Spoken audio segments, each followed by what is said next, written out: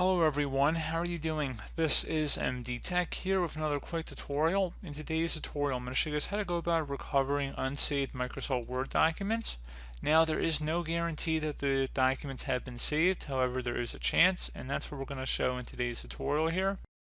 So you want to select the File tab, and then select the Control and O key combination on your keyboard at the same time, so tap Control and O. And then there should be a Recover Unsaved Documents button down here. Go ahead and select that. And now there should be a list of unsaved files in here. If there are any, you go ahead and just select it and then open it. And then I recommend saving the file somewhere else, just so you make sure you have it at that point. So again, not guaranteed to work for everybody, but it's definitely worth a shot. So as always, thank you guys for watching this brief tutorial. Do hope I was able to help you out, and I do look forward to catching you all in the next tutorial. Goodbye.